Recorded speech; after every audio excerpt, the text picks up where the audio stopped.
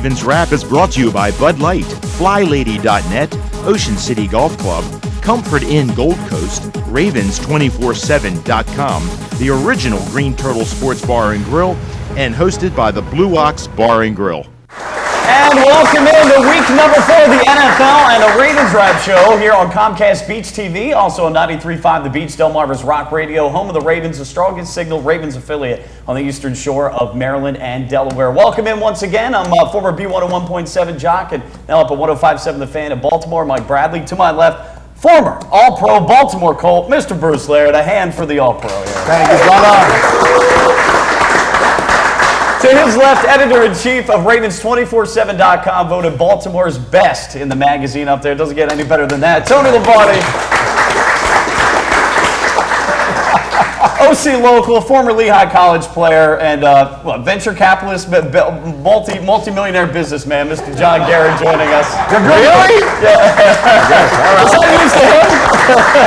Internet guru. That's right. That's right. We are broadcasting from the Ravens Room here at the Blue Ox, 127th Street and Coastal Highway in Ocean City. We want to thank our sponsors, Bud Light, FlyLady.net, the Ocean City Golf Club, Comfort Inn Gold Coast, Ravens247.com, the original Green Turtle Sports Bar and Grill right down the street from us, and of course here the Blue Ox Bar and Grill. Well, guys, we're feeling a lot better this week than we were last week. The Ravens improved to 2-1 on this season with a 37-7 romping of the St. Louis Rams. And early on in the game, Flacco to Torrey Smith, we saw that 3 times for 3 touchdowns. The Ravens, guys, amassing 553 yards of total offense. That's a franchise record. Joe Flacco, yeah, that deserves a round of applause. 389 passing yards. I didn't think I'd come to see the day. And Torrey Smith became just the 12th player in NFL history and the first rookie to catch 3 touchdown passes in a quarter. He finished with 5 catches for 152 yards. What a game. And guys, a lot of significance here. The Ravens coming off a tough loss to Tennessee in which they did not play very well. They're on the road against an 0-2 team who you could say is desperate. They're without Lee Evans. They're without David Reed. They're without Ben Grubbs. And yet, Bruce, and we talked last week, guys, I know, Bruce, you were out last week, but we talked about the running game needing to set up the pass for the young receivers. That's the total opposite of the game plan that they went to. They threw the heck out of the ball for 4 quarters. Bruce, I was shocked. This is how much I know, because I went right with the exact same situation. I said they're going to come up with 2 tights. They're going to force the running game down on St. Louis. We're going to see more of that, and the run's going to set up the pass. And I'll tell you what, Flacco saw man press coverage, cover 1 with a free safety in the middle, and he went right after him. Now, that was good thinking by the Rams, bad execution by the Rams, though, because they couldn't stop the kid. No. Okay? The kid had it all done. Tony, we were very concerned about Torrey Smith, had a tough preseason, got off to a rough start the first couple games. This kid, given the opportunity, boy, he made the most of it on Sunday. I think we're feeling a lot better against Torrey Smith, albeit St. Louis. Still, he went out there and he produced. Well, last week, Bruce, in your absence, we came up with a new feature called Wild Ass Guess. We each give a wag. A wag, that's good. And my wag was Torrey Smith was going to make an impact. That's right. So, and he did. So that was one thing I got right last week. But to address the question, one thing I liked about the game was that Cam Cameron and Joe Flacco both kept doing what kept working. They didn't stop. They didn't let release the throttle at all. And I think with Joe Flacco, I mean, last year we heard, John, that the Ravens didn't believe, or Cam Cameron didn't believe in audibles. They seemed to work pretty good on Sunday. Yeah, it was, it's good to get excited. I mean, we saw some verticality, to use a Brian Billick word, to the offense for a change. And really what we talked about last week, it was like they were watching the show. Maybe everyone at the castle watches. How you doing, Cam? You never know. Yeah. Because they got 95 flat screen TVs, so they are watching the show, John. And that one in the basement where you are. Absolutely. That's right. They haven't found me yet, though. Yeah, so, they challenged defense. And truthfully, if the Rams are going to come up and they're going to play the run and stay in that type of defense, you expect an offense to attack with the pass. And that's what we did. We kept doing it. And Joe, to his credit, he trusted, particularly the first ball. I mean, Torrey Smith hadn't even broken free yet. He just trusted. He laid the ball out there, let the guy go run after it. Much like Roethlisberger and Mike Wallace. I mean, he just lets Wallace go get the ball, and that's what Torrey Smith did. And really, that third touchdown was just a a hell of a pass too. And Torrey Smith went up, commanded the ball, and then got it. And that was my favorite catch of his because he attacked the ball in the air. And I heard Torrey Smith in Baltimore Talk Radio that he was saying how he gave up on that first pass from Joe because he didn't think anybody could throw it that far. He said, I slowed down and then I saw the ball and he just sped up because you could see how the defender slowed down too. And then he put on the accelerator and caught the pass. And that's a rookie mistake, Tony. You know what I mean? That's a guy that says, well, it's not going to get there. And you saw a lot of that early on when you were talking to the coaching staff and talking to some of the offensive players, that Torrey just didn't understand that it's a full-speed game and don't worry about it. And I think for the first time when he saw the press, and Joe may have said something, listen, if they're in the coverage and you got it, I'm sending it your way. So be ready. And he absolutely was. Yeah, hats off to Cam Cameron for doing a great job at getting him the ball. We talked all last week about you've got to get Torrey Smith the ball, get him some touches. They did that. In addition, some other rookies making some big plays. Laquan Williams on special teams also did a great job downfield blocking and had a catch in the game as well. Tandon Doss. We'll talk more about the Ravens and the Rams. A big win, 37-7. More of the Ravens Wrap Show coming up next on Comcast Beach TV and 93.5 The Beach. Are you embarrassed to invite people to your home to watch your favorite football team? Well, don't worry, because you're not alone. FlyLady.net is the support you need. Join us and our more than 600,000 members and learn how to crush the clutter and game plan your way through routines that'll help you organize your home and your life. Tackle clutter and get your home game day ready with FlyLady.net. G&G Outfitters, Inc. is a premier full-service in-house provider of branded merchandise and marketing solutions. With over 20 years of proven experience, G&G continues to successfully produce branded merchandise for some of the world's leading corporations, associations, and teams. From start to finish, G&G Outfitters is your single-source, one-stop partner for promotional products, logoed apparel, and all of your branded needs. For more info on the services and capabilities of G&G, visit ggoutfitters.com or call 301-731-2282. In April 1959, Art Wall won the Masters, edging out Carey Middlecoff and Arnold Palmer by finishing birdie, birdie, birdie, par birdie. 1 month later, Ocean City Golf Club celebrated the opening of their first 18 holes. That course has been transformed now into one of the most scenic golf layouts on the East Coast. Come experience 36 of the most beautiful and challenging holes you'll find anywhere. Ocean City Golf Club in Ocean City, Maryland. What's going on? We're giving Matt the NFL experience of a high-pressure field goal.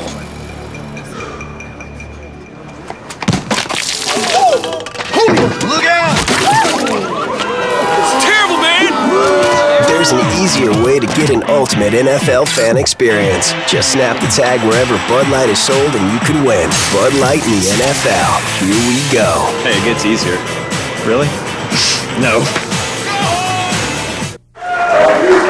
And welcome back in. It is the Ravens Wrap Show here on Comcast Beach TV, also at Delmarva's Rock Radio, home of the Ravens, 93.5 The Beach. Broadcasting here from the Ravens Room of the Blue Ox, 127th Street and Coastal Highway at Ocean City. Ravens Roost number 44 joining us. A round of applause. And of course, we invite all Ravens fans to come on down. And I see we've got a former member. Krista came back for the show today. She's here today, so a round of applause. No, she's a member emeritus, as we'll call her, so we appreciate coming down. She snuck in the back door. She did. She incognito over there. Anyway, she's just a radio show. But guys, 37-7 victory over the St. Louis Rams last week, and again a very dominating performance. And John, we'll start with you. You know, we talked about Torrey Smith in the last segment. 5 catches, 152 yards, 3 touchdowns. He's that vertical threat, taking over for the injured Lee Evans and David Reed. And who leads the team with catches though? That opens up those underneath routes. Anquan Bolden, 7 for 74. Ed Dixon, 5 for 51. That's the whole plan all along, and they finally have those vertical threats, and Torrey Smith stepped up.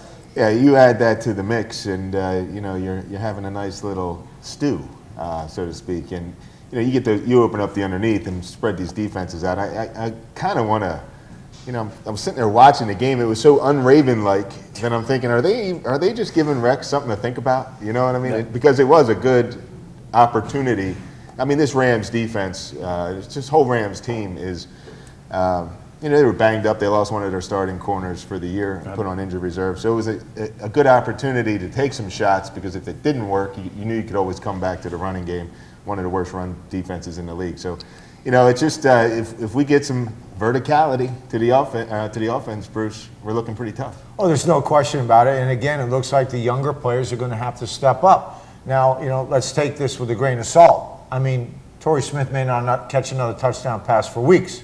But then again, Rex is thinking about it. And that defense, the Jets defense, is made up of a lot of double zone combinations, double man combinations, which is what Joe has a problem with. When Joe thinks he sees double man or double zone, that's where he has his issues. When Joe is comfortable, when he knows it's man-to-man, I think he feels that he can let the ball go and they'll play catch. But it's going to be quite different when he sees the Jets defense. And I think that they see those defenses because they've been ineffective against them, and they haven't had, as John says, the verticality that they all of a sudden have with not only Torrey Smith but Lee Evans. And another thing, too, I think with Torrey Smith, what he did, maybe, as Bruce said, maybe it's even an aberration. Maybe he doesn't catch another pass for the next 3 weeks. It could be that way. But the fact that he did that 5 catches, 152 yards, 3 touchdowns, I think, Mike, he's on film now. He's on tape. So now they can't ignore him. They have to roll coverage towards him. And if Lee Evans does play a little bit, that's going to open up the underneath routes, as you suggested before. Well, that was my point. When Lee Evans comes back, healthy, David Reed as well, guys that can also stretch the field. Okay, if you get Torrey Smith against a third or fourth cornerback, there's a good chance he's going to win that battle with that speed. So, I think the chances are once you get those players back, that he'll be able to be productive. And, guys, we talked last year. It's kind of interesting. I'll throw this back at you, Tony, real quick, is every game that we saw that we thought, okay, the Ravens are going to come out and throw the ball against a bad pass defense team or run the ball against a bad rush defense team, end up doing the opposite. And that's exactly what happened against the St. Louis Rams. And as John pointed out, didn't expect to see that. And they went 4 quarters vertical. I mean, fellas, I was in shock. The first 5 or 6 plays, all passes. And then when you saw it all working out, and then I'm figuring, well, that makes sense. I mean, if I was the St. Louis defensive coordinator, I would say, beat me with some unproven talent. But once you got your butt spanked, you should get out of it and do something else. Right. They didn't do anything else for the whole first quarter. They stayed in what we call cover one. Everybody's man-to-man with a free safety, and they just went after them vertically. So if these other players get back in the mix, guys, and you can go to 3 wides, and you can start pressing the double man coverage with crossing routes and a lot of that stuff where you're running away from the underneath because you have 2 people over the top, that helps you. It takes away the long vertical, but then you get those guys that can run. You hit them from a hash mark over to the other side of the field. You get those crossing routes, and it's still there. And if Joe sees that and let the ball go to where the receiver's supposed to be, and that's where he's getting better and better, Tony, I think, every week. Yeah, and I think let's not discard the fact that they got a lot of time to throw the football, too. If you noticed on that play, Torrey Smith, that post pattern for a touchdown, underneath Anquan Bolden was running around. He was wide open. I think if he gets the ball, he goes in for a score too. But all that happens, dragging it completely across the field and being open on the other side of the hash mark because you have protection up front. And John, we see it's such a passing league, 7,000 yards thrown in the first week. You take a look at what that did for the running game. The passing game gets highlighted here, but the Ravens still 26 for 168. Ray Rice only 8 carries, but for 79 yards, almost a 10-yard average. Ricky Williams had a nice game, 5 for 42. That's an 8.4 average. The pass sets up the run. That's the new NFL. Yeah, it's a good point. I thought the Ravens actually should have started running the ball a little more. I mean, it's nice to be excited, but the Ravens didn't score an offensive touchdown after the first quarter. So, we left some questionable red zone play calling. When you have Vontae Leach and Haloti Ngata as your 2 primary receivers on a red zone play, yeah, that play needs to be ripped out of the playbook. So. And some would argue they kept their starters in a little bit long in the fourth quarter. We'll talk about the defensive performance of the Ravens against the Rams next. More of the Ravens Drive Show on Comcast Beach TV and 93.5 The Beach. Hey!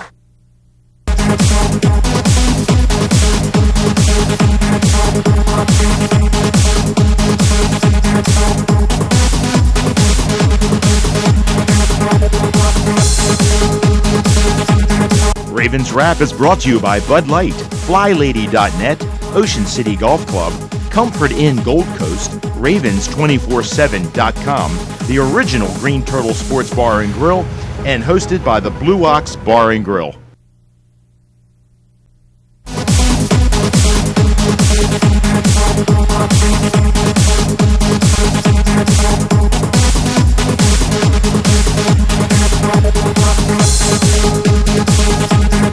Ravens Wrap is brought to you by Bud Light, FlyLady.net, Ocean City Golf Club, Comfort Inn Gold Coast, Ravens247.com, the original Green Turtle Sports Bar and Grill, and hosted by the Blue Ox Bar and Grill. And welcome back to the Ravens Wrap Show here at the Blue Ox, 127th Street and Coastal Highway in Ocean City, here on Comcast Beach TV and 93.5 The Beach. I want to thank some of our sponsors, Bud Light, FlyLady.net, the Ocean City Golf Club, Comfort Inn Gold Coast, Ravens247.com, the original Green Turtle Sports Bar and Grill right down the street on 116th Street, the Blue Ox Bar and Grill, and our newest sponsor here on the Ravens Wrap Show, G&G Outfitters. Mike Bradley, Tony Lombardi, Bruce Laird, John Gehrig, not in that order though. Hey guys, let's talk about the Ravens defense against the Rams, only giving up 7 points. Coming in, we saw a performance against the Titans that concerned us defensively. That was not one of the better Ravens defensive performances that we've seen. The corners certainly were an issue. Jimmy Smith's out until after the bye. But, you look at what the Ravens were able to do. They were able to get pressure. We talked about on Sam Bradford, who doesn't perform well with that. Steven Jackson did play, but sparingly. They did an all-around pretty good job there, Bruce, in stopping the run, stopping the pass, and certainly the offense getting up early. As you know as a former player, that's huge. It's a big part of the defensive philosophy when you're up 7, then you go 14 right away to 21 points in the first quarter. Obviously, it helps your defense. But again, the Ravens did not have to apply pressure to get after Sam Bradford, which was big. They sent 4 and 5 quite a bit of time. Very few times did they send 6 and all-out blitz. And I'll tell you, Sam Bradford's parents, go to Lloyd's of London. Get him some insurance. I mean, that poor kid, if he makes it through the season after what we saw, he's like a rag doll. He was tagged more times than I've seen in a long time. Big, tough kid, but they got after him pretty good. And Tony, we've talked about getting that pressure opposite of Terrell Suggs from a host of people by committee. And again, they were able to do it. A couple of linebackers got in on the fray. You had a young rookie get in there as well. It was good sledding for the defense. Yeah, they're really excited about Pernell McPhee. And Paul Kruger is really playing well this year. Corey Redding. In fact, Corey Redding had his best game, I think, as a Raven. So, in fact, Kruger's playing so well, I think he's taking snaps away from JJ. And I think you're going to see that JJ could be one of those guys next year that met the same fate that Derek Mason and Todd Heap met this year. So I think Paul Kruger's playing that well. But this game reminded me a lot of an Indianapolis Colt game. The way Peyton Manning gets his team off to a big start and he makes the other team one-dimensional. And as Bruce indicated, they were getting after Sam Bradford with 4 guys. And the reason they do that because they only have to worry about one thing, rushing the passer. Yeah, and we talked about that after the Steelers game. So, and then you throw in a Tennessee aberration, hopefully, in there. And now it's 2 good defensive performances, one-dimensional. Steeler game, we come out, first or second play of the game and score. So, very similar situations. And we talked about Sam Bradford being a good quarterback, but being young. And when you have Hasselbeck out there, who is a pro, a veteran that can really seen it before, that can read a defense, that's quick with processing information and can deliver the ball. Bradford's going to be a stud, it looks like. He really misses Danny Amendola, the slot guy for them. In the middle of the field, you see him throwing a lot of balls. He was late with balls. He has never seen what he just saw, and he paid for it, Bruce, just like you said. Oh, I'll tell you what, he did. He does need some Lloyd's in London insurance. I don't know if that young man makes it through the season. You're not going to see that many Raven defenses against, right. But I know he's a tough kid, but he took a beat. Well, and he said he hadn't seen a defense quite like that before in a while. And one of the things we were worried about, guys, was the no-huddle offense. But it seems like Chuck Pagano and the defense did a good job at keeping up with St. Louis. We did get pressure on him, got him out of rhythm a little bit. And I guess the concern, again, coming into the game, guys, was the cornerback situation. Kerry Williams still learning that cornerback spot, starting this year for the first time. Ladarius Webb stepping into the outside role from nickel. But again, those guys did pretty well. I mean, nobody really went off. You take a look, Brandon Gibson, Mike Sims-Walker, Denario Alexander, nobody really had a big game for them. So, solid job by those guys. Oh, there's no question about it. And that's what you want to do. The following week, when you know you got a Kenny Britt that's a playmaker, and you know you got to take care of business, and he goes off for 8 or 9 catches, that shouldn't happen against the Baltimore Raven defense. It just shouldn't be that way. You should be able to take care of business. Yeah, but don't let them hurt you that big. And they weren't able to do that, and I think they regrouped. And again, they're learning as they're going. They're putting places in here. Don't forget, this is a football team that has 22 new players.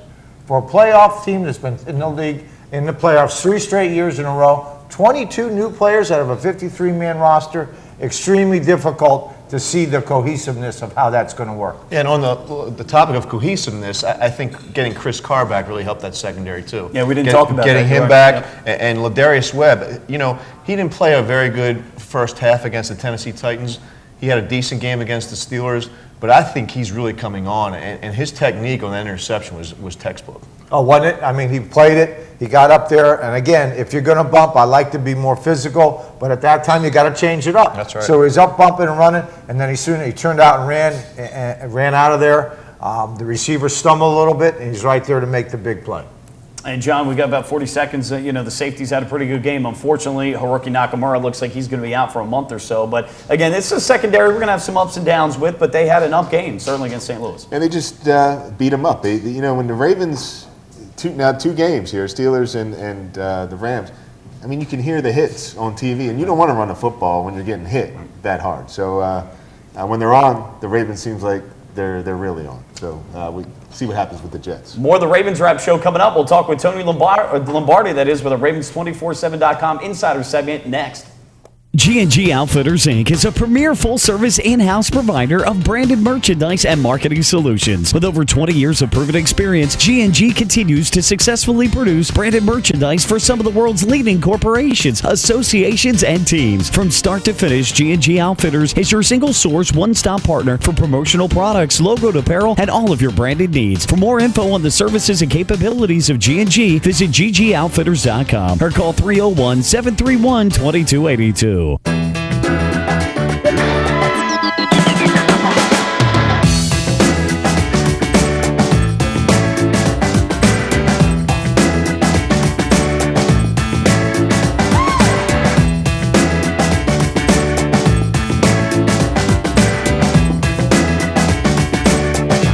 Come see us at Blue Ox.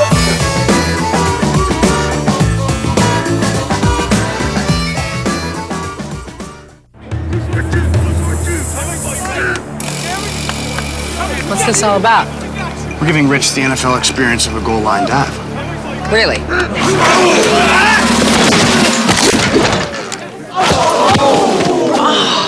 There's an easier way to get an ultimate NFL fan experience. Just snap the tag wherever Bud Light is sold and you can win. Bud Light in the NFL. Here we go.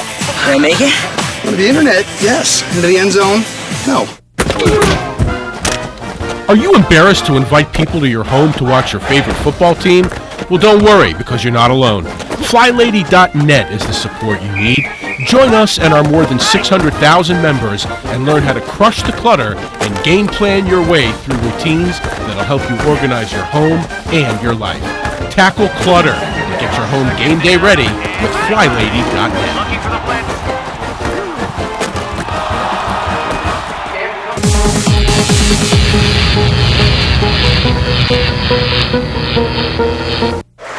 And welcome back in. It is the Ravens Wrap Show here on Comcast Beach TV and Delmarva's Rock Radio 93.5 The Beach, the home of the Ravens. Mike Bradley, Tony Lombardi. It is our Ravens247.com Insider segment. And Tony, let's start with Torrey Smith. He certainly did the Ravens coaches front office proud Sunday with a monster performance. 5 catches, 3 for touchdowns. His first 3 catches, touchdowns. I don't know if that's a record or not in terms of somebody's first 3 catches for NFL touchdowns. And I think they said on the broadcast that was the first time since 1991 that somebody did that. Okay. Now, somebody would argue if Joe Flacco hadn't overthrown him a couple of times, maybe would have had his first 4 catches would have been touchdowns. Very true. Very true. But with Torrey Smith, I mean, we've seen a lot of guys come out of college that have speed, but they haven't necessarily made the NFL. Maybe not good hands, not good route runner. But what made the Ravens feel like Torrey Smith could be a complete NFL receiver in this league for the Ravens? Well, there's no defensing speed, so obviously the first thing, Mike, that they're attracted to is that speed. And I think he's also explosive in short spaces. You saw last week against the Rams that he slowed down a little bit after one of those passes, but then he saw the ball was out there. He put that burst on, he put that kicked the Jets in. So I think they like that. But I think more importantly, what they really like about Torrey Smith is his character. He's a solid guy, and I think we saw what he did when he stood up for Jimmy Smith during that introductory press conference and just, subsided all the questions questions from the media about his character, Jimmy Smith's character issues. Torrey Smith is a really hard worker, and that's the one thing that the coaches love because he's coachable and he's willing to work on his weaknesses to become a better player, and I think that's important in the NFL. And certainly Ralph Friedgen was gave him very high praise in talking to the Ravens when they did their research on him. Yeah, I'd say that I think he called him the perfect person. Oh, it doesn't get any better than that. Today we find out here on Wednesday, as we look forward for the game coming up, that Dominic Foxworth has been put on IR. Prescott Burgess re-signed at the linebacker position.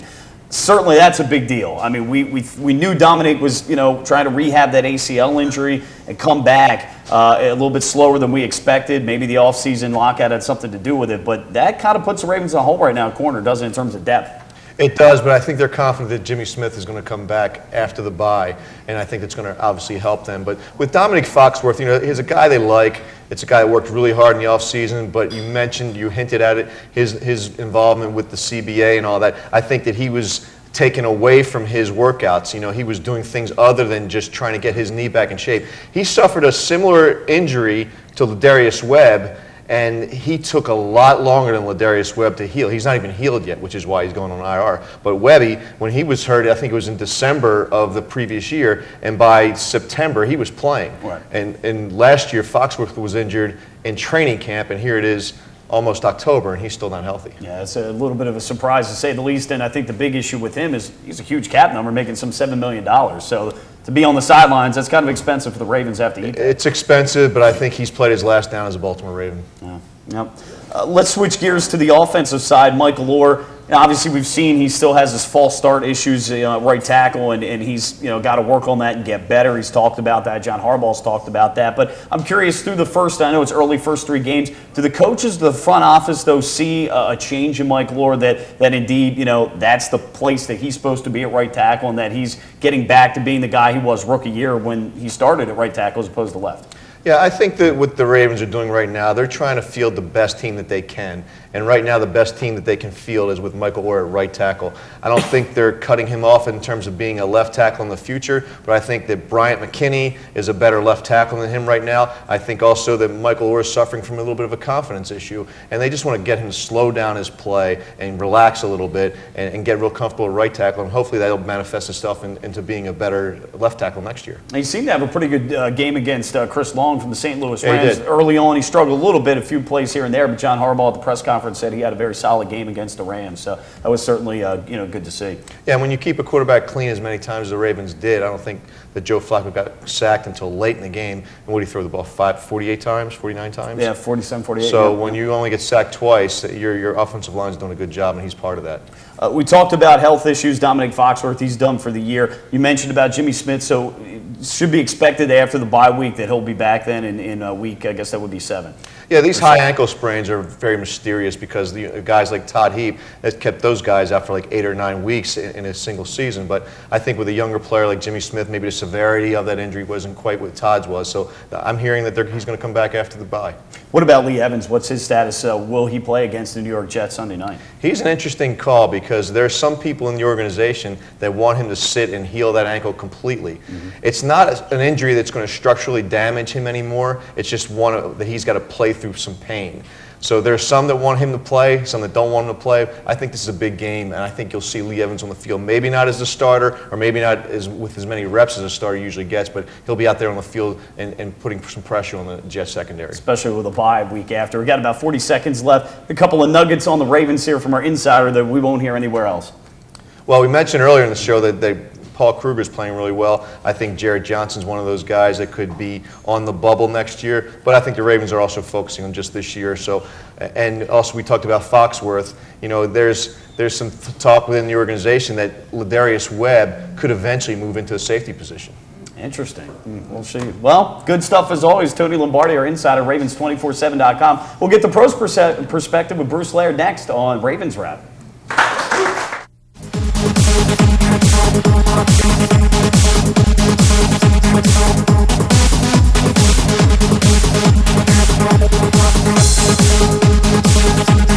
Ravens Wrap is brought to you by Bud Light, FlyLady.net, Ocean City Golf Club, Comfort Inn Gold Coast, Ravens247.com, the original Green Turtle Sports Bar and Grill, and hosted by the Blue Ox Bar and Grill.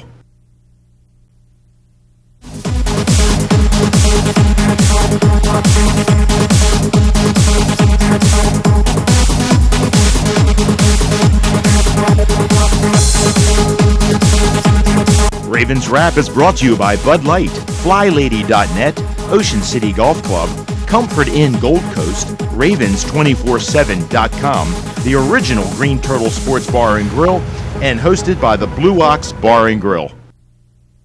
And welcome back. It is the Ravens Wrap Show here on Comcast Beach TV. Also, Delmarva's Rock Radio 93.5 The Beach, the home of the Ravens, here at the Blue Ox.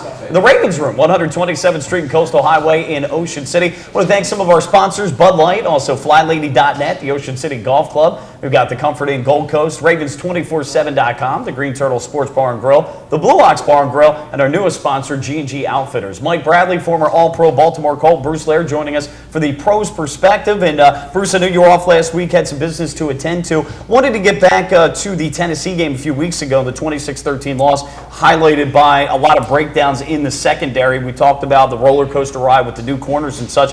But since you weren't here last week, wanted to get your take on what you thought went wrong in that game, and then how they rebounded and what they did better against the St. Louis Rams this past week. Well, I think, Mike, the biggest thing is they weren't ready to play for some reason, and you cannot quantify that. I've been in so many locker rooms, and I'm looking around at my teammates, and I say, you know what? We got the best. We practice well. We should rock and roll. And you go out there and lay an egg, and the coaches can't figure it out. You as players can't figure it out, but you know it does happen. So whatever went down, I'm sure they had a pretty decent week of practice, but they didn't perform that well in Tennessee. Why? A little bit of Matt Hasselbeck. He can play. He knows it. It was their home opener. Tennessee was ready to come out and make a statement, and they couldn't stop Kenny Britt. And they should be able to hold him down a little bit, and they weren't able to do that. What can you do against a guy like Kenny Britt? Now, I'm sure we'll see a receiver like him down the road, but when you're trying to get pressure on a quarterback, but he's doing a good job of getting rid of the ball quickly. I talked last week about the wild ass cushion that you had out there. If you're not getting pressure, you got to at least try to alter their routes or do something. Maybe mix up the secondary. What can you do exactly? Well, Mike, that's the biggest thing. I mean, you win to dress the quarterback with a lot of different looks, and then when he's throwing the ball in 3 and 5 step drops, you're not going to blitz him because he's going to get the ball out. Right. So you got to change your defensive philosophy a little bit. Your corners have got to press and then come off. You got to change what the receiver sees. If the receiver is looking at you for 60 plays and you're doing the same thing over and over again, they get as used to that as we do as players. So press them and then come off. Don't press and then do all different things. Line up inside and end up outside. Line up outside and end up inside. Do all the things to make him continue to think, because that's what they don't want to do. So that's a little bit more, and that takes experience. Because young players right now, they know where the first thing they think about, who's in the game, what's the defensive call, and what do I got to do? They're not thinking right now as a young player, God, they're in 3 wides. They're on the 30-yard line. What do they like to do? This guy, I mean, it's too much. It's just too much. You can't. It takes you so long to do that, and only experience can lead you down that road. So maybe that's why we didn't see those things against Tennessee. Maybe later in the season, similar situation, we'll see those kind of adjustments being made by Kerry Williams and Jimmy Smith once he comes back as well. And I think so. And I said this early on when we first started talking about the season with these young corners, that the safeties are really going to have to talk to these young guys a lot. Every play, you should be doing that. And in my 14 years in the league, every time I lined up on right or left to a corner, I was talking to him. I wanted him to understand, here's all the knowledge I have for you, and give it to him, and then let him play. Because they can't start thinking when the play's going. They just got to react. So, expected a roller coaster ride a little bit with the corners. Now, certainly a bounce back, though, against St. Louis. We talked about in a couple of segments ago how the offense getting up early certainly helps the defense. You had mentioned pressure without really blitzing, so that aided them as well in the St. Louis game where they didn't have that in Tennessee. There's no question about it. I mean, Cam and the entire offensive staff did a good job. You got that situation where within 6 or 7 minutes of the game, you're up 14 points. Now, seriously, you as a defensive football team, you realize you got a cushion. You don't change too much, but you're also realizing in certain things, I don't have to think about run. I'm going to play pass and react to run. when you don't have that situation and you have to read it, because that's what you have to do as a secondary guy, whether it's run or pass, you know, it takes you a little time to do that. But when you're in that other situation, Mike, you're sitting there going, let them show me run, I'll react to it. Other than that, I'm playing pass. And you tell your guys up front, boys, it's go fetch. You know, go get the little rabbit somewhere. Well, and as good as the Ravens are against the run, you know, those corners don't have to worry about those guys too much anyway. The one guy I was concerned about, Bruce, last week, Denario Alexander, 6'5", 215, very similar build to Kenny Britt, but, you know, he was held to 2 catches for 28 yards. Wanted to talk real quickly in our last minute here. Joe Flacco, 27 for 48, 389 yards. He had 3 touchdowns against the Rams. What have you seen from Joe from a defensive perspective the first couple weeks, and what improvement has he made from year 3 to year 4, year 1 to year 4? You know, I think Joe is understanding the game a little bit better. He's understanding when he sees man-to-man in this league, the way the referees are calling the game, the way that the defense can only hit the receiver after 5 yards. If you're man-to-man and you have the players that he does, you got the Boldens and some other guys, Torrey Smith, whether it's an aberration or whether it's the real deal. When they're out there, throw him the ball. I mean, and put it where only he could possibly catch it. And Joe's getting better at that. You run the go, it should be outside shoulder to the sideline like that. So, all right, and he's got more weapons, certainly. We talk about Lee Evans and vertical threat, Torrey Smith, etc. Well, coming up, we're going to talk about the game against the New York Jets. More of the Ravens Wrap Show next on Comcast Beach TV and 93.5 The Beach. Yeah!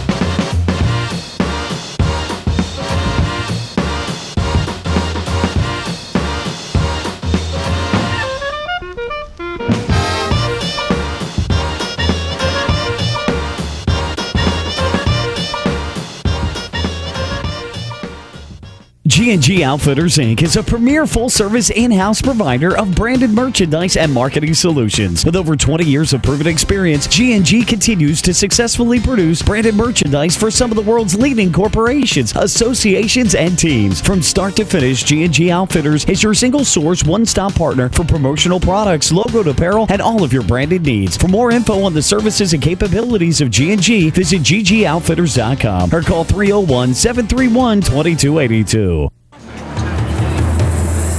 What's going on? We're giving Matt the NFL experience of a high-pressure field goal.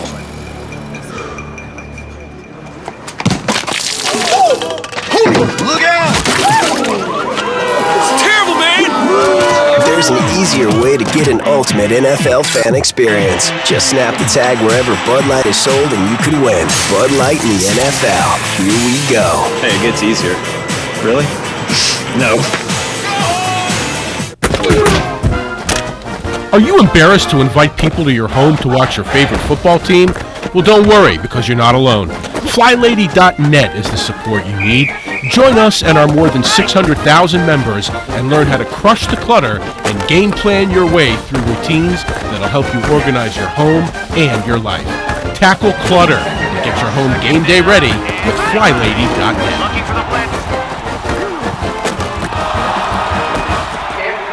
Ravens Wrap Show here on Comcast Beach TV and 93.5 The Beach, Delmarva's Rock Radio and home of the Ravens. We are at our new digs this year, the Blue Ox Bar and Grill in the Ravens Room here, 127th Street and Coastal Highway in Ocean City. Loving the digs. Loving my man Ravens cave, number man. 44. It's my man cave. Yeah, it's the Ravens man cave. Ravens Roost 44 in attendance. And yourself, as always, the Royal Group. And we invite every Ravens fan to come on down for the taping every Wednesday here at the Blue Ox. Mike Bradley, we've got Bruce Laird, Tony Lombardi, John Gehrig. Guys, we're going to talk about the game against the Jets upcoming Sunday Night Football. And as I understand it, the Jets are going to need, 3 buses to come to Baltimore? 1 for Rex Ryan, 1 for his ego, and then 1 for the rest of the team. I think that's how that works. So, we funny, Mike. actually made it funny once in a while here. Yeah. So, the Jets, we know them well. They've got a few former Ravens. It seems like Rex likes to pick up our cast-offs, which are fine. And, the Jets, give them credit. They made the AFC Championship game the last 2 years. But we go up there last year, the opening of the new Meadowlands. take care of business. Bruce, it was kind of ugly 10-9. But I'll say in that game, though, I thought that there were a lot of pass interference penalties that would have gone for touchdowns, but they were dragging the receivers down. I think we did pretty well in that one, but again, we eke it out 10-9. But the Jets back this year for another game. Well, we were all thinking that Sanchez wasn't even given a playbook that day, if I remember. I mean, he wasn't throwing the football, he wasn't being aggressive, but at the end of the day, you get a win. And, I mean, this is a football team that has the personality of their head coach. I mean, Rex Ryan wears it on his sleeve. He has no problem being bravado. He has no problem saying things like it is. His press conference today with the Baltimore media was a hoot itself, talking about things. And that's how he is. And he's at the Big Apple, so it's a perfect scenario for him.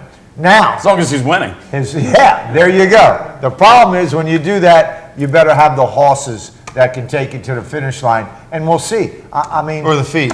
We'll get into that later. But I'll tell you, it's going to be interesting because Rex's defense, a lot of window dressing, a lot of things that Flacco's going to have to read, and can that offensive line pick up where the blitzes are coming from? Because Rex will send it. Yep. And this is the kind of defense that really challenges that continuity that you don't have with the Ravens offensive line. They haven't been working together. We're not sure who's going to go at left guard for the Ravens. Last week it was Garrett. I think he did a nicer job than Matt LaFleur the week before. So when you have those things going on, you don't have that continuity. The challenges are, where is the blitz coming from? I think Matt Burke's really good at that, really good at communicating that. And I've noticed also, Mike, that this year Marshall Yanda seems to be doing a lot more chatting pre-snap too.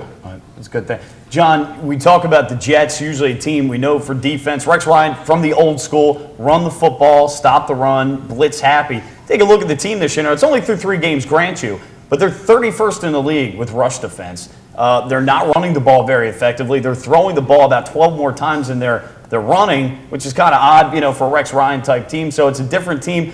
I'm curious. We knew St. Louis wasn't good against the run. We threw the ball. The Ravens come out in 4 wide against the Jets, even with as many good corners as they have? Well, the Jets have kind of lost some identity here. I mean, they've been run on every game. Now, they just went up against Darren McFadden again with the Raiders, and he's one of the best running backs in football. I mean, the guy is just the perfect blend of speed and power, and he just has velocity that really Ray Rice doesn't have. So I don't see Ray Rice blowing through that defense for 74 yards like McFadden did. But even Maurice Jones-Drew, when that's all they have on that team, that Jacksonville team, had over 100 total yards of offense. So the Jets really cannot stop the run. Bart Scott's getting knocked on the ground every other play, it looks like, and they cannot run the ball. Sean Green is not dynamic. He is slower than Anquan Bolden. So that's not good out of your running back position. But it's kind of interesting. I mean, LaDainian Tomlinson averaging, both guys, Sean Green and LaDainian, averaging less than 4 yards a carry, like 3.3, which is pretty pedestrian for the Jets. Yet the Tomlinsons are leading receiver out of the backfield. If you take a look at the offense, you've got a vertical stretch guy in Holmes. You've got Plaxico Burress they picked up. But Tony, looks like teams have done a good job at keeping their vertical threats down. They've taken them away and forced Sanchez to check down. Well, in a lot of ways, teams are doing to Rex's offense what Rex's defense does to opposing offenses, and that is make them one-dimensional. They can't run the football, and they've got some instability on their offensive line. They got a new right tackle. Mangold's not a go. You got a new center, so that's not a good thing for a team going up against a Ravens front seven. It's really playing well right now. Bruce, you've got some of the best corners though. Darrelle Revis in the league. Cromartie, I think when he wants to be. Pretty good secondary back there. Ravens are really going to be challenged, though. Oh, I think absolutely they will be. And again, what Joe's got to understand is Rex mixes things up quite a bit. He is going to give you a look that looks like double zone. It could end up being double man. And if they catch a lot of double man with Joe, then Cam's got to get these guys in the crossing routes. He's got to get them from one hash mark to the other because they can run. And they got to get them in those things. We call them dualies. Go in this way and then go back out. Because the over-top help, when you have double man, everybody's locked up underneath. So picture the umbrella. You're locked up underneath with 2 over the top. So it's hard to attack it vertically because those safeties are looking for the big play. And the underneath stuff, those corners and safeties, are grabbing for the early stuff. So that's why the crossing routes and the in and outs are very effective against double man. Well, we'll see if Lee Evans plays or not. He could be a big indicator as to whether the Ravens are successful throwing the ball or not. We'll find out. More of the preview of the Ravens-Jets coming up here on Ravens Wrap Show on Comcast Beach TV.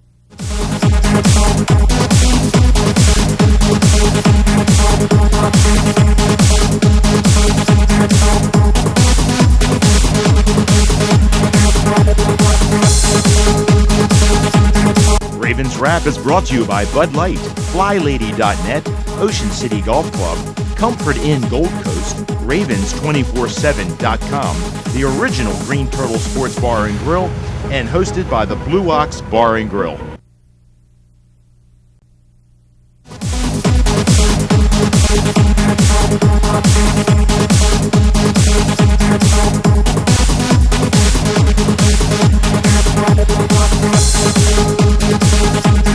Ravens Wrap is brought to you by Bud Light, FlyLady.net, Ocean City Golf Club, Comfort Inn Gold Coast, Ravens247.com, the original Green Turtle Sports Bar and Grill, and hosted by the Blue Ox Bar and Grill.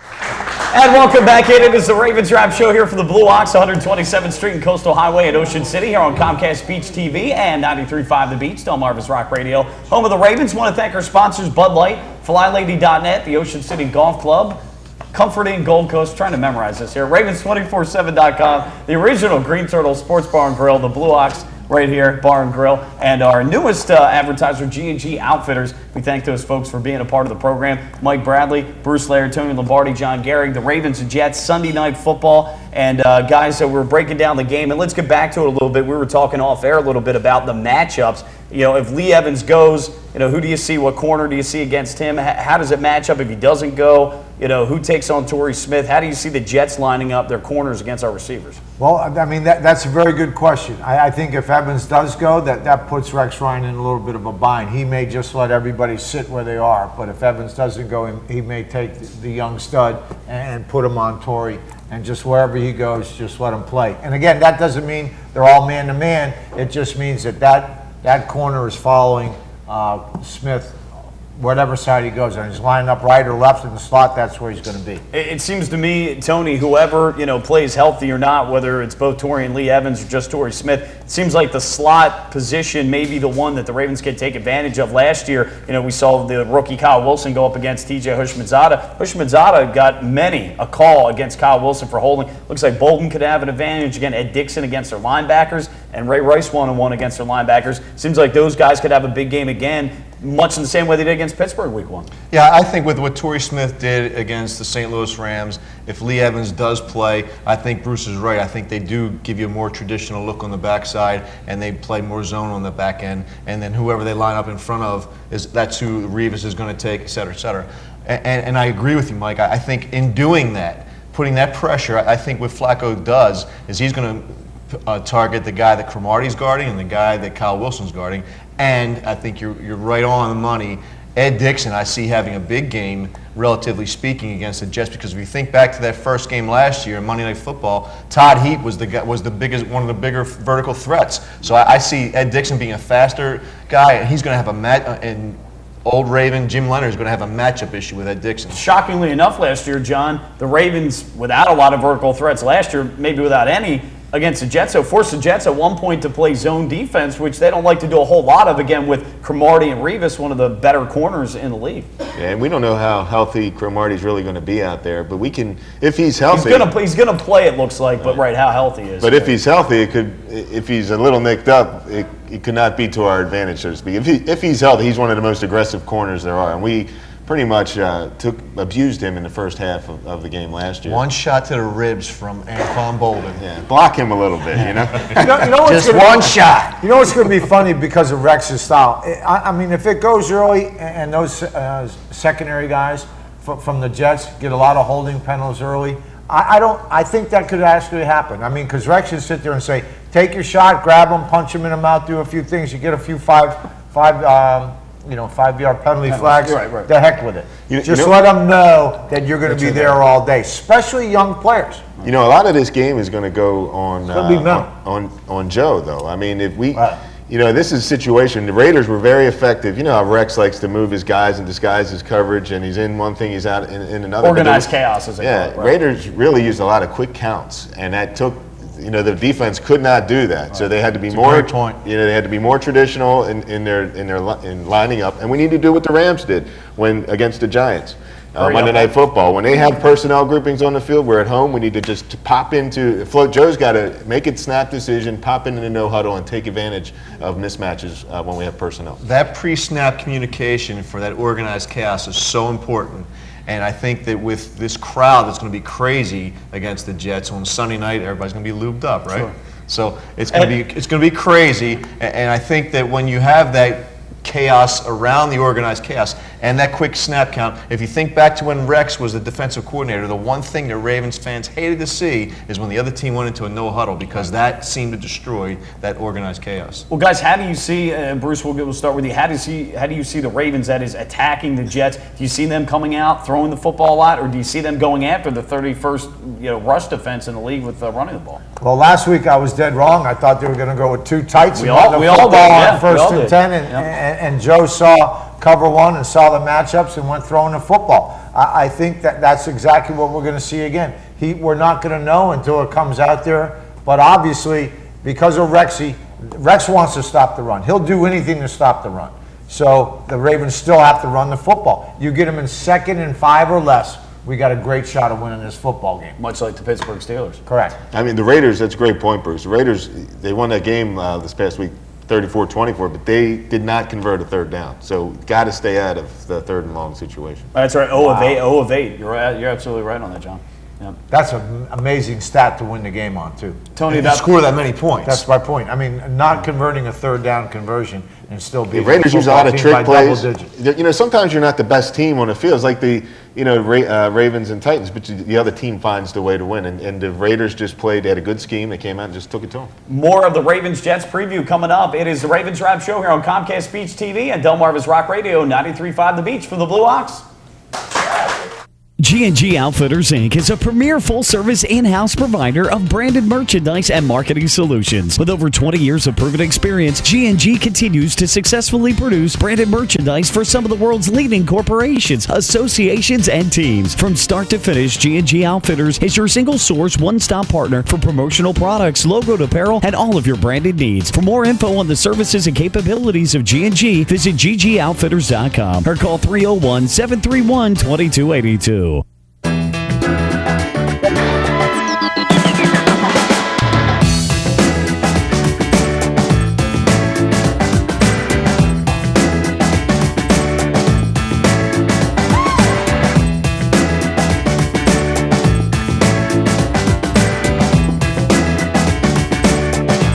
Come see us at Blue Ox.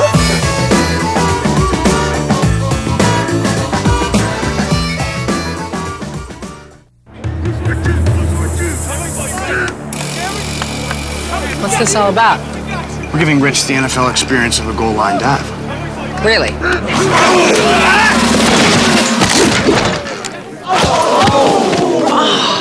There's an easier way to get an ultimate NFL fan experience. Just snap the tag wherever Bud Light is sold and you could win. Bud Light in the NFL. Here we go. Can I make it? On the internet, yes. Into the end zone, no. Are you embarrassed to invite people to your home to watch your favorite football team? Well, don't worry, because you're not alone. FlyLady.net is the support you need. Join us and our more than 600,000 members and learn how to crush the clutter and game plan your way through routines that'll help you organize your home and your life. Tackle clutter and get your home game day ready with FlyLady.net.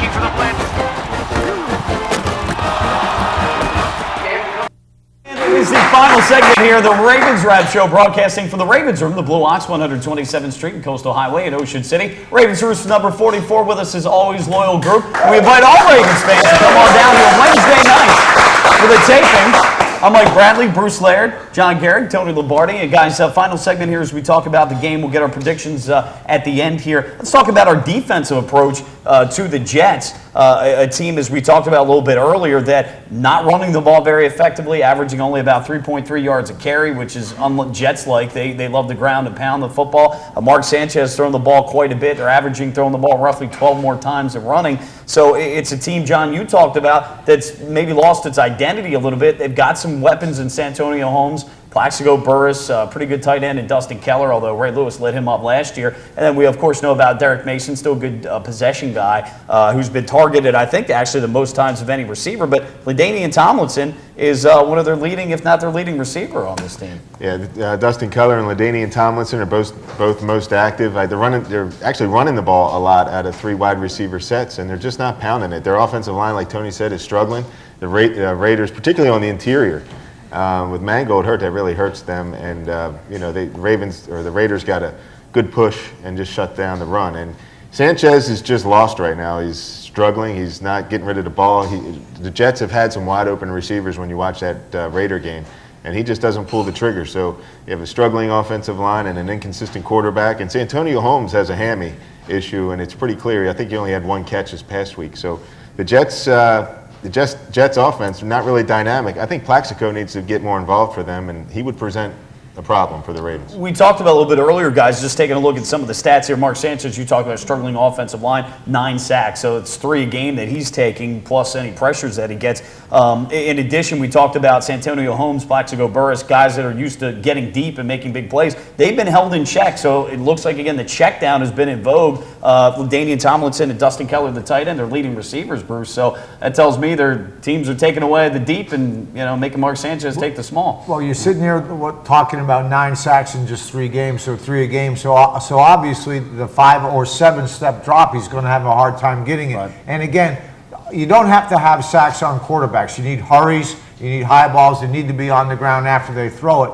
But then again, I mean, the Jets are going to try and move the ball around as many places as possible. What the Ravens need to do again is when they disguise their blitzing, don't let Sanchez understand that they're coming with a blitz. And again, if they can stay in a 4- and 5-man rush where they're able to stay in coverage on the backside, I think it'll be a big addition to the Baltimore Ravens, which they've been able to do for the last 3 games. Now, again, they weren't able to get to Mass Hasselbeck because of the quick release, but the last 2 of the games, the first game and the last game, they were able to pressure quarterbacks with a 4- and 5-man rush. Enables you to play coverage. Tony, it seems like they can do the same thing here against a weakened offensive line. It should play well for the Ravens in getting that extra coverage on the backside, as Bruce just talked about. Yeah, and I think Bruce brought up a really good point, too, with the 5- and 7-step drops, which is an indicator that they're not being able to get downfield. And I think part of the reason for that is that they're losing on first down. We talk about that on this show all the time. They're losing first down, which puts them into 2nd and 3rd long situations.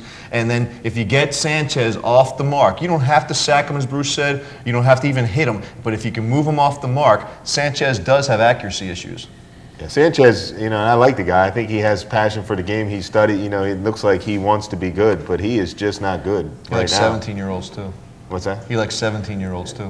That's illegal. Is that right? Wow, I didn't know that. He's not going to jail for that. I thought that's some good information. I thought it was a +1 on that. Hey, I should have saved that for the insider segment. Yeah, I know. Gee, what's wrong with me? I mean, I'm not making a judgment on the guy, Wow. All I'm judging him on is can he complete a pass, and I hope he can. Well, he was in GQ, and Aaron Rodgers called him out and said that's just absolutely ridiculous, I guess, because, you got to maybe have a Super Bowl before you get in it. Well, maybe so. Real quickly, though, guys. You don't parlay that into a 17-year-old. No.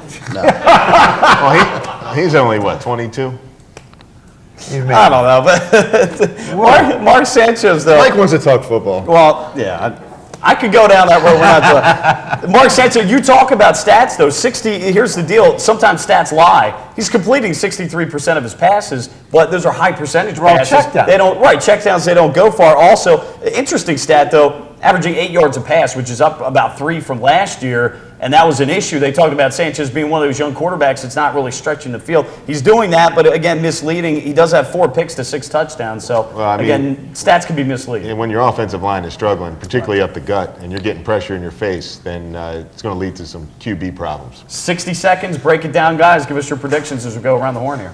I really don't think this is going to be too close of a game. I think Rex is, going to be aggressive, and we're going to make him pay for it. Cam knows Rex maybe more than anyone else, so I think we take advantage of some desire to kill Joe. So 23-13 Ravens.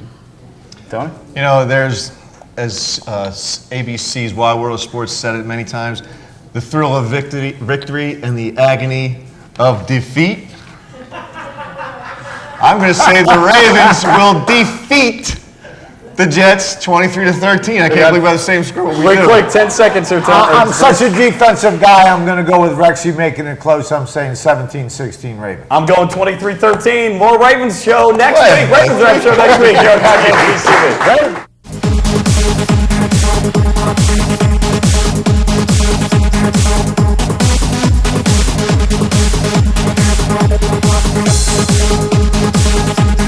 Ravens Wrap is brought to you by Bud Light, FlyLady.net, Ocean City Golf Club, Comfort Inn Gold Coast, Ravens247.com, the original Green Turtle Sports Bar and Grill, and hosted by the Blue Ox Bar and Grill.